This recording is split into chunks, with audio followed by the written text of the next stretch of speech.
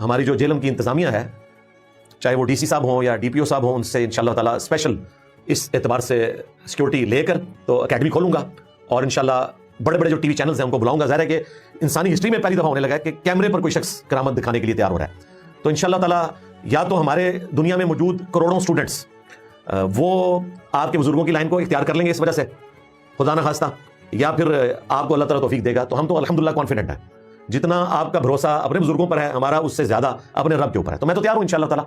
تو آپ نے اب پیچھے نہیں ہٹنا. پیر لٹکن شاہ صاحب حفظہ اللہ تعالیٰ، آپ کو سلوٹ ہے، آپ کی دلیری کو سلام ہے کہ آپ نے جرأت تو دکھائی. جب بھی وہاں پر جو فتح ہوگی اس سے کچھ حاصل نہیں ہوگا سوائے مذہقہ خیزی کے، اس لیے کہ جو پیور نالج ہے وہ اس طرح کی حرکتیں اور اس طرح کے دعوے نہیں کر رہی ہوتی کہ مثال کے طور پہ میرے گرد تیل کا دائرہ بنا اور چھلانگ مار کے نکل جاؤ تو میرا تصوف غلط ہو جائے گا. میں آپ کی خدمت میں ایک سوال رکھنا چاہوں گا، اور وہ یہ ہے کہ ابھی حال ہی میں آپ کی نظروں سے بھی گزرا ہوگا کہ ہمارے استاذ محترم انجینئر محمد علی مرزا صاحب اور پیر لٹکن شاہ صاحب کے مابین کچھ کرامات کے چیلنجز چل رہے ہیں. تو اسی موقع کی مناسبت سے بہت سے علماء کرام نے کرامت کے موضوع پر اپنی اپنی آراء کا اظہار کیا. کچھ علماء کرام نے یہ فرمایا کہ کرامت یا خرق عادت کا صدور آج بھی اللہ کے نیک بندوں کے ہاتھ سے ہو سکتا ہے،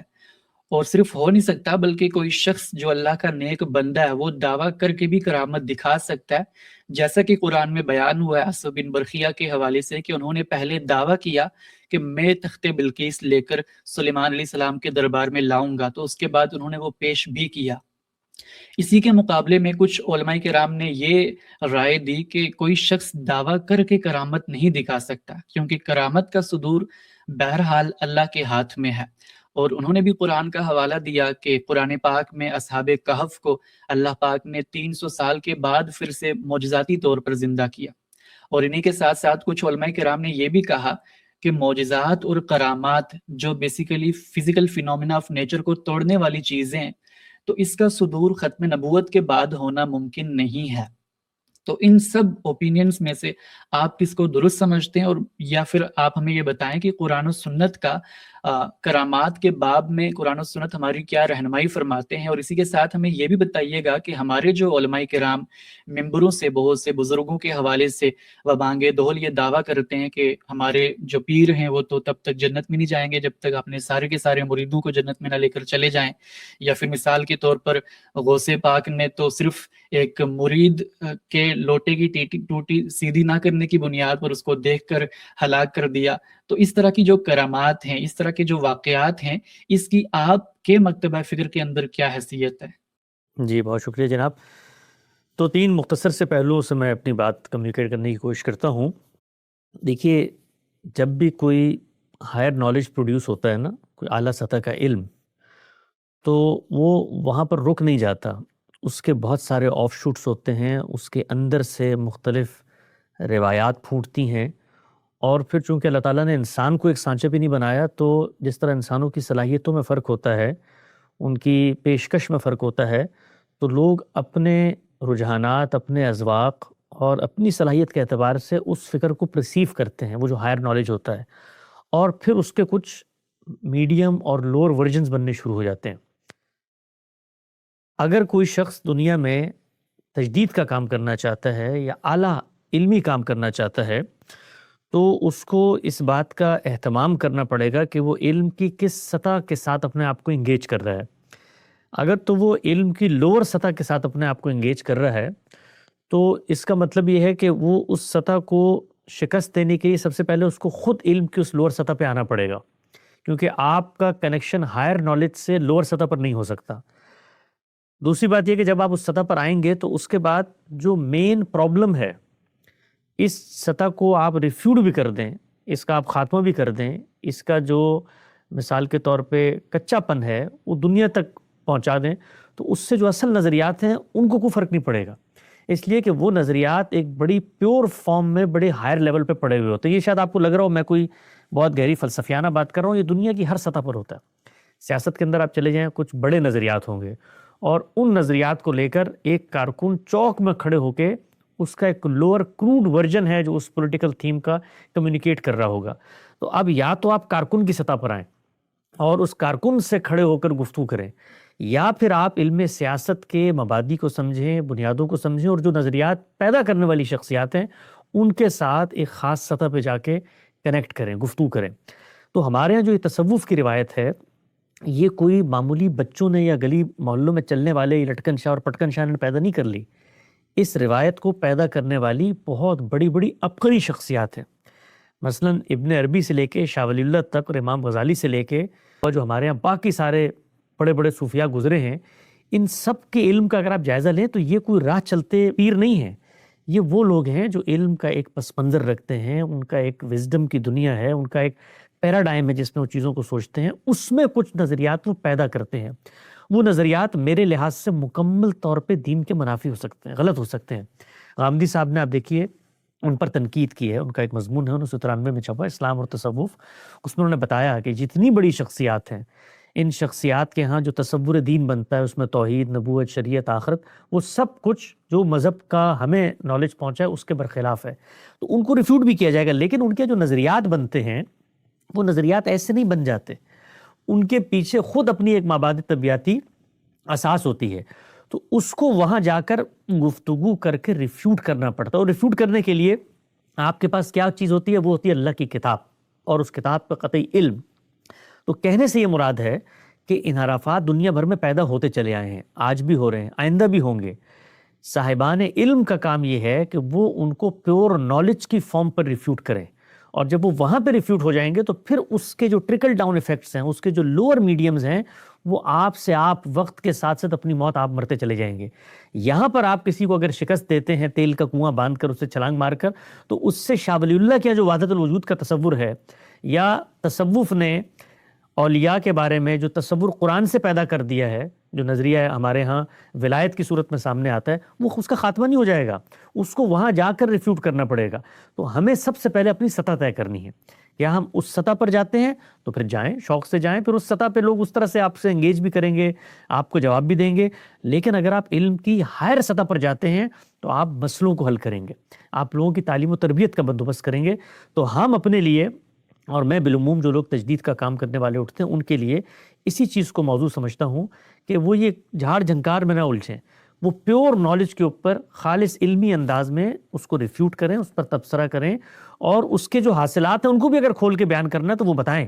لیکن اپنی سطح، اپنا میدان اور اپنی جو مسند ہے اس کو چھوڑ کے کبھی بھی دوسرے کے میدان میں نہیں جانا چاہیے، اور جا کر بھی وہاں پر جو فتح ہوگی اس سے کچھ حاصل نہیں ہوگا سوائے مذہقہ خیزی کے، اس لیے کہ جو پیور نالج ہے وہ اس طرح کی حرکتیں اور اس طرح کے دعوے نہیں کر رہی ہوتی کہ مثال کے طور پہ میرے گرد تیل کا دائرہ بنا اور چھلانگ مار کے نکل جاؤ تو میرا تصوف غلط ہو جائے گا۔ وہ اپنی کچھ اساسات رکھتی ہے اور ان کو ریفیوٹ کرنا کوئی بچوں کا کھیل نہیں ہوتا، اس کے لیے آپ کو اعلیٰ علمی ذہانتیں چاہیے ہوتی ہے۔ آپ اس کو یوں دیکھیے کہ مثال کے طور پہ ابن عربی ہیں، انہوں نے ایک نظریہ پیش کیا ہے،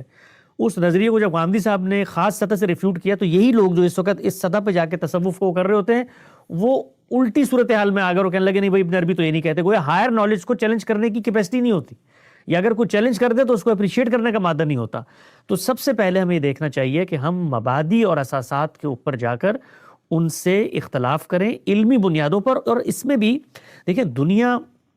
یہ میرے آپ کی خواہشات کا محور و مرکز نہیں ہے، اس میں سوچ سے بھی نکل جانا چاہیے کہ میں یا آپ دنیا کو قائل کر کے دنیا سے رخصت ہو جائیں گے۔ یہاں پر انبیاء آتے ہیں، ان کے سامنے پوری اقوام کھڑی ہوتی ہیں، انبیاء کے ساتھ معجزات کا شعور ہوتا ہے، خدا کی کتاب میں وہ قائل نہیں کر پاتے، یعنی وہ قائل نہیں کر پاتے اس لیے کہ قائل اور معقول ہونے کا سارا فیصلہ انسان نے خود کرنا ہوتا ہے۔ تو یہ جو سوچ ہے نا کہ اگر مثال کے طور پہ میں نے یہ کر دیا تو اس کے نتیجے میں دنیا بھائی پیغمبر آ کے عذاب لے آتے ہیں اس کے بعد نہیں مانتے لوگ،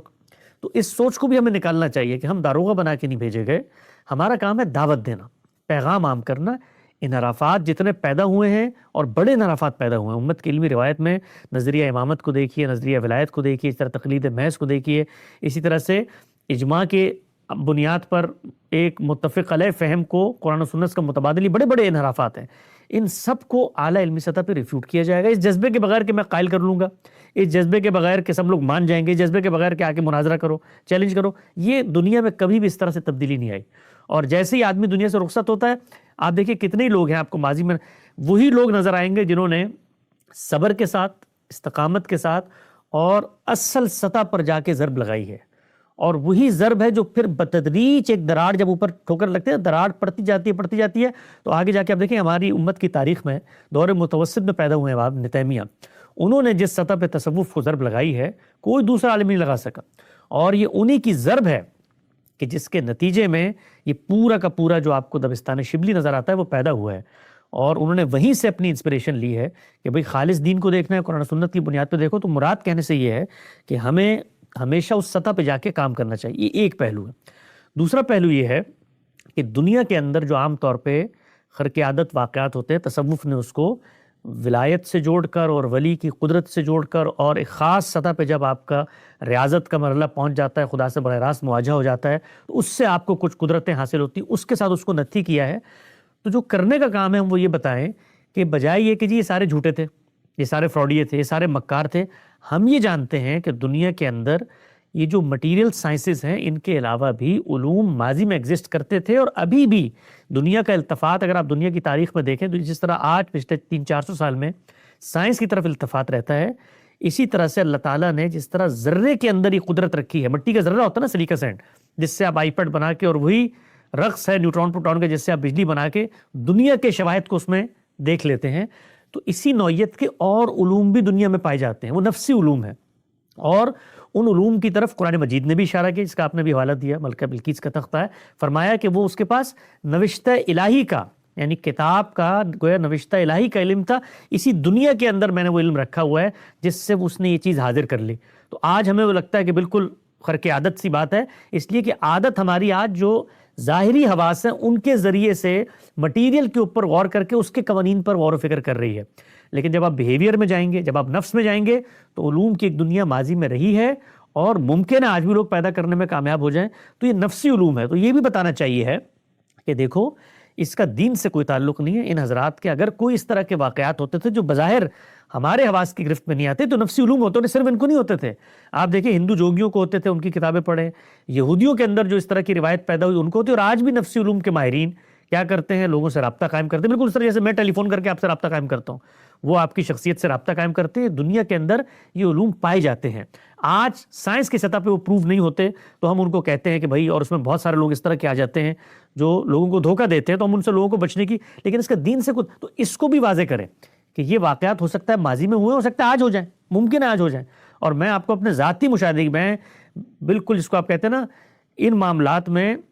سائنس، تجربے، مشاہدے جس دور میں ہم پیدا ہوئے ان پہ ایمان رکھتا ہوں، لیکن میں مجھ جیسا چھوٹا سا آدمی بھی اس علم سے واقف ہے اس حد تک کہ میں نے اس کے اثرات دیکھے، ارد گرد دیکھے۔ تو یہ نفسی علوم ہے، اس کا نہ دین سے تعلق ہے، اس کا نہ مثال کے طور پہ کوئی ریاضت سے، چلے سے، کسی سلسلے سے، نہ تصوف، کسی چیز سے کوئی تعلق نہیں ہے۔ تو وہ حضرات ان کو پھر شیطان دھوکہ دیتا ہے۔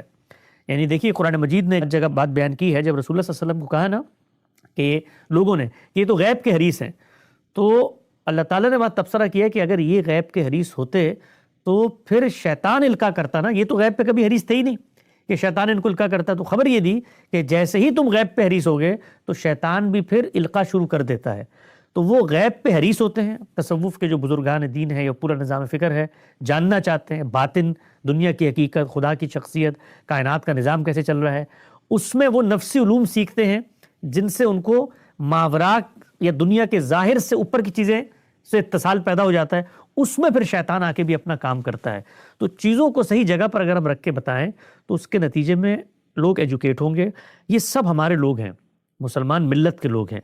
ان کے ساتھ محبت کر کے ان پر ان کے جو غلطی ہے، منہاج کی غلطی، وہ واضح کرنی چاہیے۔ اور ان میں جو اس سطح کے لوگ پیدا ہو جاتے ہیں جو ہر جگہ پہ ہو جاتے ہیں، وہ آپ دیکھیں طب کے اندر ہو جاتے ہیں، پاکستان کے اندر جعلی ڈاکٹر نہیں بیٹھے ہوتے، ان کو نظر انداز کرنا چاہیے۔ ان کی یہ حیثیت نہیں ہوتی کہ ان کو کبھی کسی نظام فکر کا نمائندہ بنا کر گفتگو کرنی چاہیے، وہ اس قابل نہیں ہوتے۔ یہ بالکل ایسے ہی ہے کہ کوئی ہومیوپیتھک کا بڑا ڈاکٹر کراچی جائے اور وہاں سڑک پہ بیٹھے ہوئے یہ جو اس طرح کے عطائی نوعیت کے حکیم ہوتے ہیں یا طبیب ہوتے ہیں، ان کے ساتھ بیٹھ کے مناظرہ کرے اور کہے میں نے ایلوپیتھی کو شکست دی، یہ نہیں ہوتا نا۔